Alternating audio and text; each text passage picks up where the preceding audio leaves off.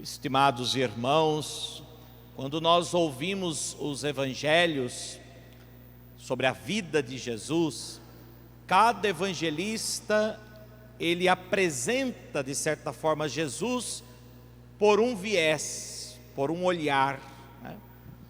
São narrados acontecimentos da vida de Jesus, os mesmos acontecimentos que nós ouvimos no evangelho de São Mateus, São Lucas, São Marcos, também São João. São os mesmos acontecimentos, porém vistos por pessoas diferentes.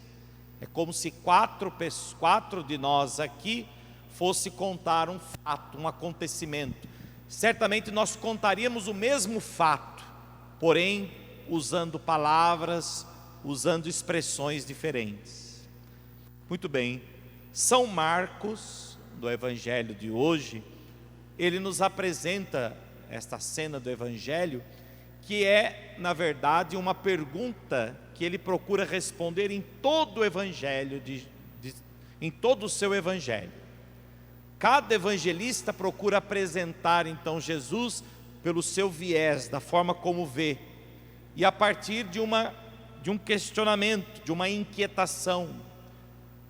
A inquietação de São Marcos, e que ele procurou então responder a esta inquietação a partir do evangelho, é justamente essa: responder à pergunta: quem é Jesus? Por isso todo o evangelho de São Marcos é uma forma de responder a esta pergunta, a este questionamento: quem é Jesus? E por isso São Marcos, no evangelho de hoje, no capítulo 8, ele tenta apresentar Jesus a partir de uma experiência dos próprios discípulos. Vejam que Jesus se dirige aos discípulos e pergunta, primeiramente: quem dizem os homens que eu sou? O que os homens dizem sobre mim? O que aqueles que não estão comigo, que não fazem parte, né, do grupo de Jesus, dos apóstolos, o que os homens dizem sobre mim? O que as pessoas dizem sobre mim? E eles disseram: olha, uns dizem que o Senhor é João Batista que ressuscitou dos mortos, outros que o Senhor é o profeta Elias que voltou, outros ainda dizem que o Senhor é algum dos profetas. Vejam, meus irmãos, até hoje é assim. Até hoje muitos dizem várias coisas sobre Jesus. Até hoje muitos dizem algo sobre Jesus. Dizem que Jesus é isto, dizem que Jesus é aquilo, dizem que Jesus é fruto de uma grande ideia, de um pensamento, de uma teoria, que Jesus seria uma filosofia de vida, que Jesus seria mais um dos profetas.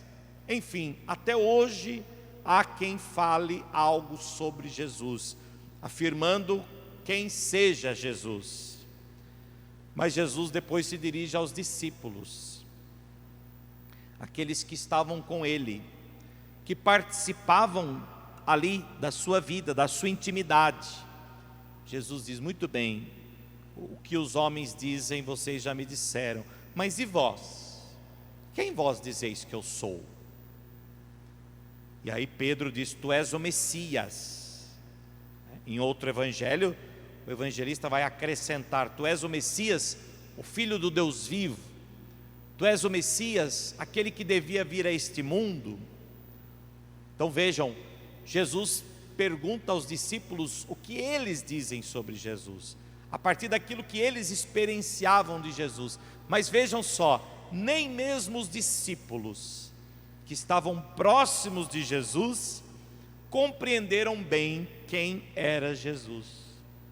Porque quando Pedro diz: tu és o Messias, Jesus então, percebendo o que Pedro quis dizer, né, porque Jesus era o Messias, no entanto, o Messias não segundo uma teoria humana, não segundo a teoria que se tinha, de que o Messias seria um líder, apenas um líder político, um líder social. Não, Jesus não é um líder social. Jesus não é um líder político. Jesus não veio instaurar um partido político. Não, Jesus veio instaurar o reino dos céus, o reino de Deus, que começa aqui na terra, mas que transborda para o céu, para toda a eternidade. Esse é o messianismo de Jesus. E aí Jesus mostra então um pouco de como esse messianismo se dará. E Jesus diz: olha, o Filho do Homem deve sofrer muito, ser rejeitado pelos anciãos, pelos sumos sacerdotes, pelos doutores da lei, deve ser morto e ressuscitar depois de 3 dias. E diz São Marcos, ele dizia isso, Jesus dizia isso abertamente, sem esconder, porque na verdade o messianismo de Jesus passa pela morte, passa pela entrega, passa pela cruz, passa pelo sofrimento. Por quê? Porque neste mundo o sofrimento é inevitável, e Jesus não é Messias do mundo. O meu reino não é deste mundo, o meu reino não é daqui. Por isso Jesus diz que o seu messianismo passará pelo sofrimento, pela rejeição, pela morte, mas em 3 dias ele ressuscitará. A ressurreição, a glória do Pai que se manifestará em Jesus Cristo, que consiste na salvação do homem. Esse é o verdadeiro Messias. Mas vejam que nem os discípulos compreenderam bem isso. Aliás, até mesmo os discípulos tiveram dificuldade de aceitar isso. Por que nós podemos dizer isso? Porque o Evangelho diz que Pedro então tomou Jesus à parte, chamou Jesus no canto e disse: Senhor, isso não vai te acontecer. Senhor, diz o Evangelho que Pedro tomou Jesus à parte e começou a repreendê-lo. Pedro repreendeu Jesus, dizendo: Senhor, para com isso, para com esse discurso de sofrimento, de provação, de rejeição, de morte. Isso vai assustar o povo, e o povo não vai nos seguir mais. Pedro estava, de certa forma, iludido com esse messianismo mundano, com a fama. Até hoje, meus irmãos, é assim. Muitas vezes nós usamos da própria palavra de Deus, usamos da própria igreja para atrair muito mais fãs do que verdadeiramente seguidores, muito mais adeptos de um partido do que seguidores de Cristo. E foi exatamente isso que Pedro pensava. E quando Jesus então viu a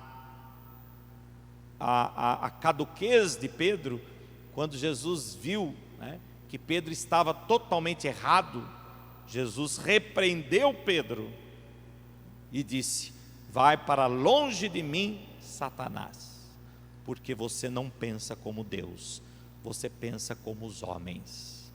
Meus irmãos, se nós queremos verdadeiramente seguir Jesus, é preciso a gente começar a mudar a nossa mentalidade. Você não pensa como Deus, você pensa como os homens. Muitas vezes nós ainda professamos uma fé em Deus, mas continuamos com os pensamentos dos homens, influenciados pelos homens, influenciado pelas coisas do mundo. Jesus diz que quem quer verdadeiramente ser seu discípulo, quem quer de fato unir-se a Deus, quem quer participar da vida divina, quem quer um dia estar na glória de Deus, na vida eterna, precisa começar a voltar-se para Deus, e para isso começar a pensar como Deus. Como é que Deus pensa? Nós poderíamos nos perguntar, não é? Como é que Deus pensa? Deus pensa a partir de Jesus. Nós sabemos como Deus pensa a partir do modo como Jesus pensava, né? Como é que Jesus pensava? Como é que Jesus agia? quais eram as atitudes de Jesus? Pois bem, essas devem ser as nossas atitudes também. Esse deve ser o nosso modo de pensar.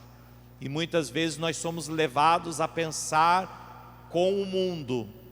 O mundo até tenta impor sobre nós um pensamento. O mundo até tenta, de certa forma, impor uma verdade a partir dos seus critérios, dos seus interesses. Mas Deus vem com a sua verdade, a verdade do Evangelho. Deus vem por meio do seu Filho Jesus Cristo com a sua palavra. E por isso é a atenção à palavra de Jesus que vai mudando a nossa maneira de pensar.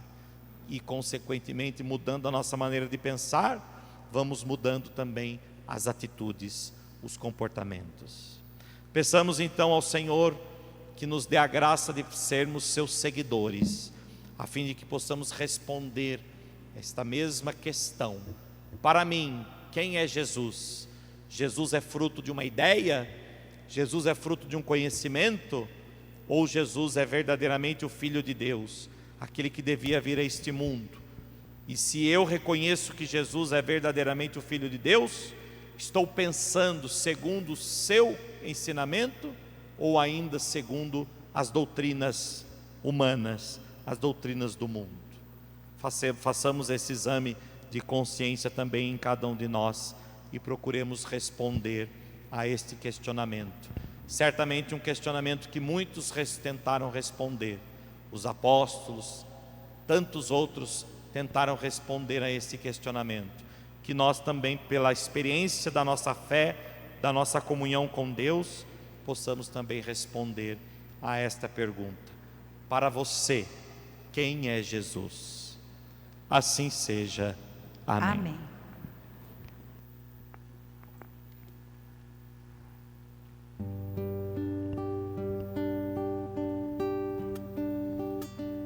Pão e vinho te apresentamos neste altar, como um sinal que tu recolhes nossa oferta